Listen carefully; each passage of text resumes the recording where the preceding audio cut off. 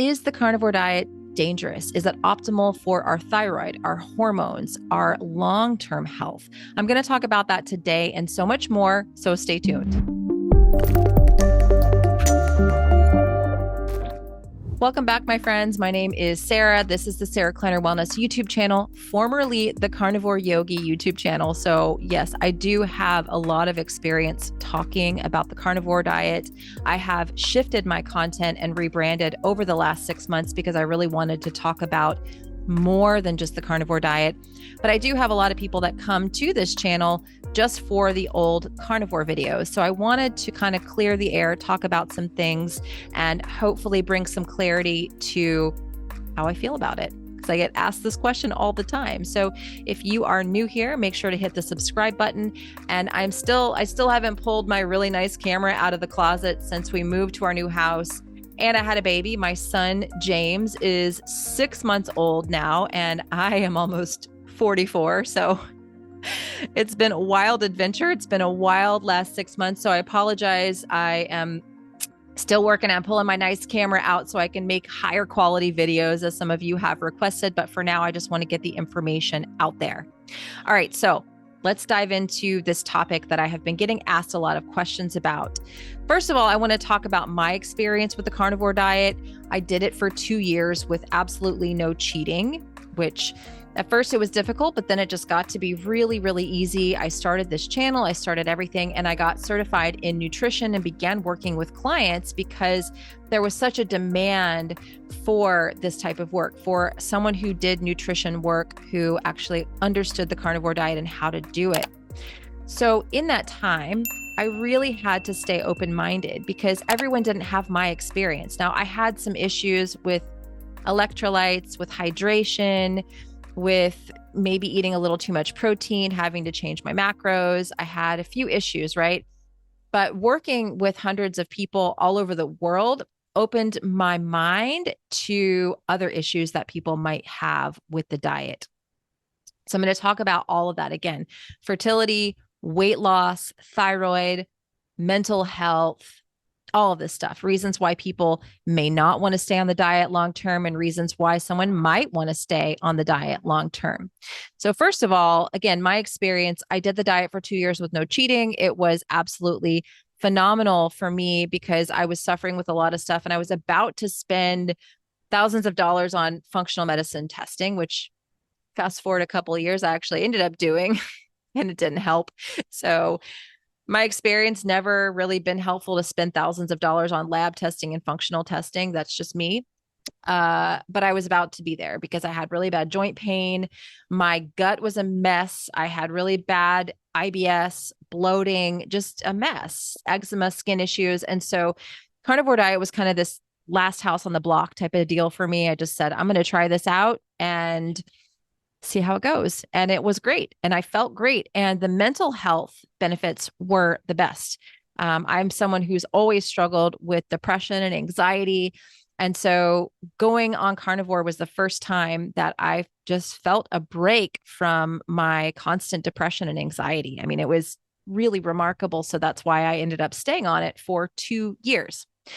And, talking with Dr. Chris Palmer here on the channel not super long ago, we talked about how people can actually do something like a carnivore diet or ketogenic diet. He's really a proponent of the ketogenic diet for a period of time and get tremendous relief and actually heal a lot of things, and then go back to some food reintroductions and still get to keep the benefits of that period of time where they stayed in ketosis, so they stayed off of the carbohydrates. And that has definitely been my experience.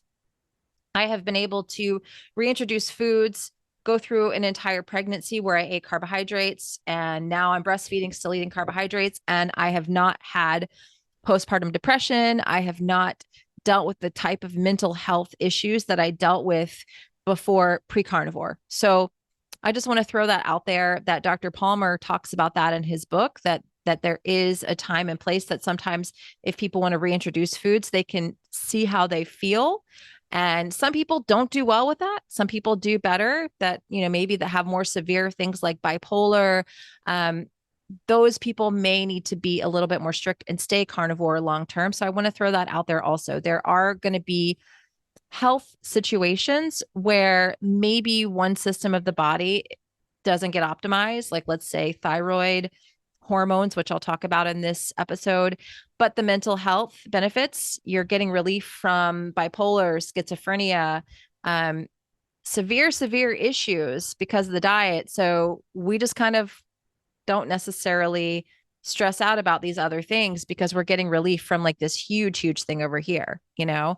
I've worked with a lot of people that have issues like epilepsy, and some of them do a ketogenic diet or carnivore diet and the epilepsy completely resolves. Doesn't happen for everyone, but for some people it does, and they're able to reintroduce some carbohydrates or some seasonal produce, and they can keep the benefits. They don't go back to having the epileptic episodes. Some people don't. Some people will introduce the carbs and they will go back to having those. So this was actually at the bottom of my list to talk about with the diet, but I want to throw it out there first that sometimes you have this massive fire. Maybe again, it's something like schizophrenia, epilepsy, bipolar, autoimmune, and the carnivore diet gets rid of that for you. And reintroducing foods brings that fire back. And so you'd rather just kind of see maybe some thyroid hormone stuff happening, but keep this big fire out, right? So there can be a little bit of a trade-off. And I am going to talk about these things. So first of all, let's talk about the thyroid, because most people that I have worked with have low T3. So they start to see that T4 to T3 conversion not really happening. Some people, they remain asymptomatic, that it's not an issue. This is some people. Some people, this low T3 does manifest in leptin resistance, where they're unable to lose weight, where they gain weight easily. They can't lose weight unless they do a lot of fasting, which also pushes the T3 down even lower and lower and lower. And so, yeah, some people are asymptomatic. They don't have thyroid issues, but some people start to have the thyroid issues when they start to do a long-term carnivore or even a keto diet. So this is where adding in a couple days a week. So I definitely am not a proponent of like the Ray Peat diet, where someone is supposed to eat like 300 grams of carbs a day and drink orange juice at breakfast. And just like that's a recipe for most people that I've worked with to become pre-diabetic and definitely leptin resistant. So I'm not a huge fan of that. But what I have found for this T3 issue, which I actually experienced myself, is doing 1 or 2 days a week where you have some local seasonal carbohydrates. The amount that you have is going to be different for everyone. But just those, 1 to 2 days a week can be enough to bring the T3 levels back up and help with those thyroid symptoms and help get the scale moving again. Because that's the biggest complaint I see with people that are doing kind of a carnivore diet. It's women more than it is men. Men seem to not be able to keep the weight on. Men seem to be able to lose the weight really fast on carnivore. The women are the ones that struggle a bit more with this thyroid issue and the low T3, where they just literally can't lose weight and they're just stuck. They might feel good, mental clarity, a lot of these other issues gone, but they can't lose the weight. And then we explore the thyroid and the T3 is low. So that's where I implement some carb cycling days for them. And I did create a program called Quantum Nutrition, and you can get 10% off of that if you use the code podcast. I'll link that in the show notes for you. But in that program, I actually have what's called Quantum Carnivore, Quantum Keto, Quantum Low. So there's all these different diet strategies, and I really talk about how to go in and out of them, especially if you do have some sort of a health condition that you're trying to manage. How to know how many carbs to have, what days to have them, because everyone is going to be a little bit different in order to kind of deal with this thyroid issue, which is also related to hormone issues. So my story again, I did carnivore for 2 years, and then I decided I wanted to get pregnant in my 40s. Fast forward, yes, I'm almost 44 and I have a 6-month-old. So I was able to do that, but not on carnivore. There are a lot of people that assume I did carnivore to get pregnant and during pregnancy, and that is not true. That is not what I did. I did these carb cycling days leading up to pregnancy because my T3 was low doing strict carnivore, and I was not able to stay pregnant. I had 2 miscarriages, and then we did IVF twice and it was unsuccessful. And I think not all of what was contributing. I think poor mitochondrial health was really the biggest factor. So that is why I dove into the quantum rabbit hole and why I changed everything with my relationship with light, magnetism, and water, and really dove into the work of Dr. Cruz, implementing that. I think that was much bigger, but the thyroid, the low T3 was still a part of that puzzle piece also. So again, local seasonal carbs, carb cycling days, that's what I did leading up to pregnancy. And then during pregnancy, I didn't try to follow any specific diet. I just ate local seasonal produce as I wanted it. I did have some keto days. I did have some carnivore days, but I wasn't really trying to follow a specific diet. I was just trying to nourish my body to make the healthiest baby possible. And that's kind of basically what I've been doing breastfeeding as well, is nourishment. That's what I'm working on. And some days that looks like a carnivore day. And most days it looks like having a lot more meat and a lot more eggs than anybody would ever recommend. So I'm very much meat based and meat centric in my diet. Meat for breakfast, lunch, and dinner. All the meat, bring it to me. But I'm not trying to follow a specific diet dogma, because again, my nutritional demands are completely different, pregnant and breastfeeding. So is the carnivore diet optimal for fertility? I'm going to say I don't really think it is for most people. Now, I know that there are some influencers out there who have done carnivore leading up to pregnancy and during pregnancy. My experience as a clinician, so first of all, my experience for me, it was not optimal for my thyroid, nor was it optimal for my hormones. I had very low testosterone. I had high sex hormone binding globulin. My hormones were not optimized on carnivore. And I didn't have to do repeat. I just had to throw in a couple of carb cycling days per week, 1 to 2, boom, and then add all of the stuff. So this conversation has to be bigger than just food. I had to optimize my circadian rhythms. I had to optimize my light environment, rounding, red light therapy, cold therapy, all of those things, deuterium management. I had to do that. The food, again, was a part of it. It wasn't the whole picture. And when we're talking about fertility, can't just talk about food. We have to talk about all these things that support the mitochondria. But a lot of people come to me because they've heard of a specific influencer that did carnivore to get pregnant and while pregnant. And they come to me with this low thyroid, low sex hormones, high sex hormone binding globulin situation. And I have to get them to carb cycle a little bit. I have to throw them into something like my quantum nutrition program to get their nutrition a bit more optimized. And then we have to work really hard on the mitochondrial health. And even if people are not trying to conceive, I still have a lot of women, especially, that suffer with hormonal balance while doing carnivore and keto. And again, that's not the message you're going to see if you go onto a lot of the carnivore channels and a lot of the carnivore influencer pages. You're not going to see that message. You're not going to hear that message. It kind of gets swept under the rug, right? So I'm putting it out there. I don't think it's optimal for hormones for most people. There are always going to be outliers. There are always going to be people who they have good hormones, good thyroid, all the things, right? And I thought I was one of them until I started trying to get pregnant, right? And then I started digging deeper and finding it wasn't optimal for me. And so that's why I'm putting this information out there. Let's talk about the weight loss aspect, because there are a lot of people that do carnivore because they want to lose weight. Some people are going to have great results, tremendous results, but then there are a lot of people that have to do carnivore and they have to fast. They have to fast and fast and fast and fast in order to lose the weight, which again brings the thyroid down, which can make the weight loss even harder, right? Because when you have a low thyroid, your body is conserving energy constantly. This is classic low leptin, right? So all of any issue with losing weight is leptin resistance. The leptin is not talking to your brain. So your brain is not getting a download of how much stored fat or stored sugar it has. And so it signals your thyroid to downregulate. We got it. We're not safe, downregulate.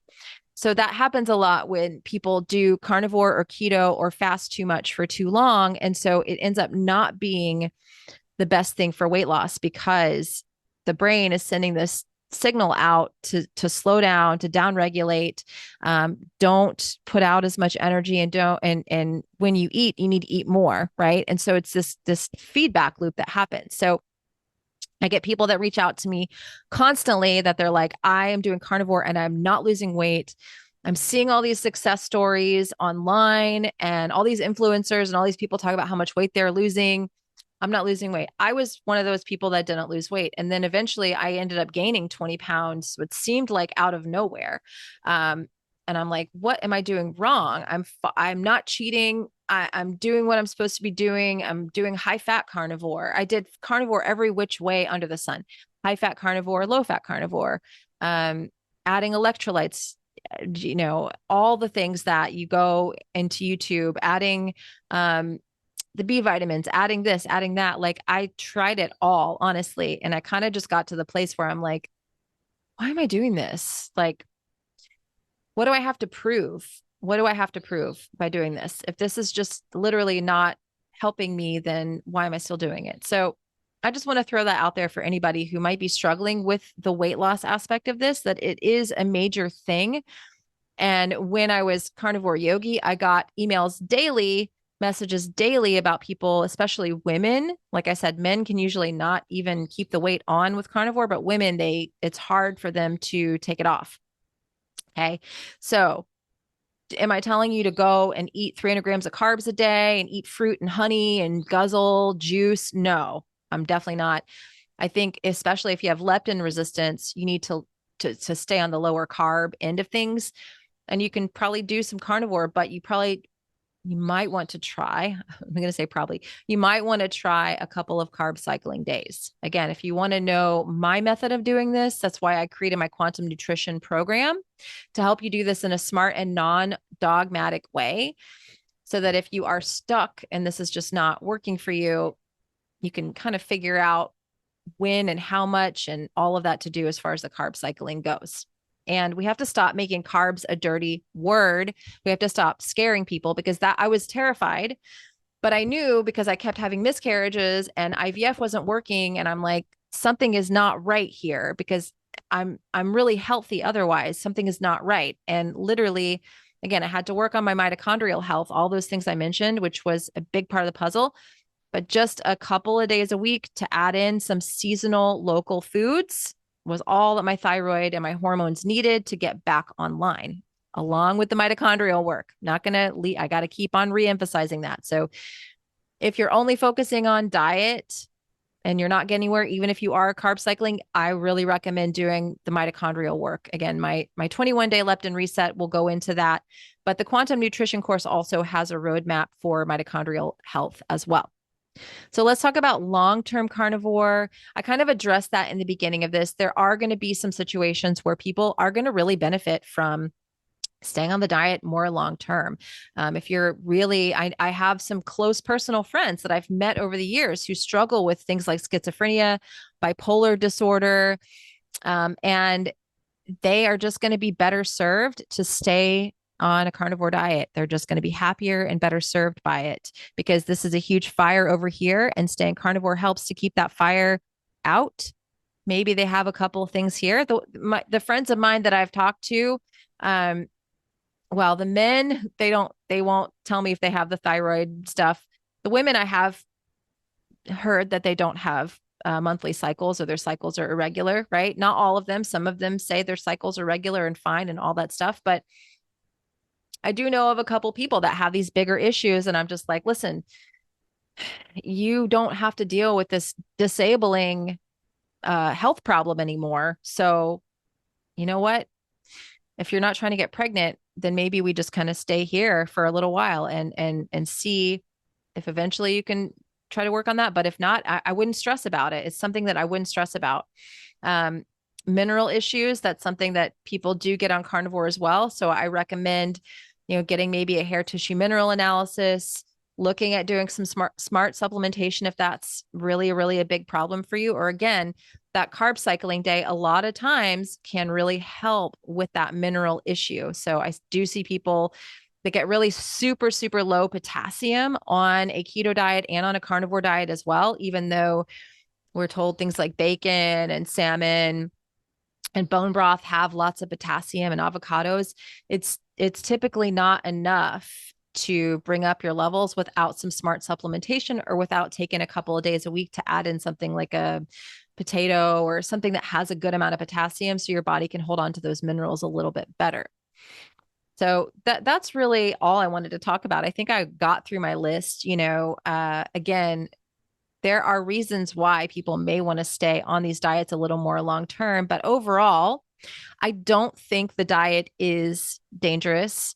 And I do think that you might run into some issues with hormones, with thyroid, if you stay on it a little more long term. But again, it might be all right. And one more little thing I want to talk about is the iron overload issue, because again, this is something that gets swept under the rug quite a bit by carnivore influencers, but there are people who have hemochromatosis genes that need to be more careful when they do carnivore. They definitely need to be doing blood donation. They need to be keeping an eye on those levels, ferritin levels, because it can be problematic. It's less of an issue for women because a lot of women have that monthly cycle, but it is something to keep an eye on. And I actually have a hemochromatosis gene, believe it or not. And when I was doing carnivore, I would actually give blood just because I wanted to give blood. I have type O negative blood. And so they're always calling me from the blood bank anyway. And I always would feel so amazing after I gave blood. For like days, I would feel so good. I didn't really put it together until I looked at my genes. In my fertility journey, I did a lot of genetic testing, which was a waste of my time, but for honesty's sake here, didn't really learn a whole lot that helped me get pregnant in that genetic testing at all. But I did see that I had this hemochromatosis gene, which would explain why when I was doing carnivore, when I gave blood, I felt so good. So there is an issue sometimes with people when they have hemochromatosis or the genes, that they can get some iron overload if they don't balance out their carnivore diet with organ meats properly with other foods. And so that is something I want to tack in here. I almost completely forgot to talk about it, but I want to tack it in on the end. I know that some people out there who are a little more controversial, like Frank Tufano, have mentioned this, that they did go through this and that it was a very serious health problem for them. And a lot of the bigger names, they kind of wash the stuff under the rug. They wash under the rug the thyroid issues. They wash under the rug the fertility issues, the hormone issues. So I want to say that, yes, these things are a problem for some people. And I still don't go out there and say the diet is dangerous. I think it's really can be a good thing, but these are some things we need to be aware of. So, all right.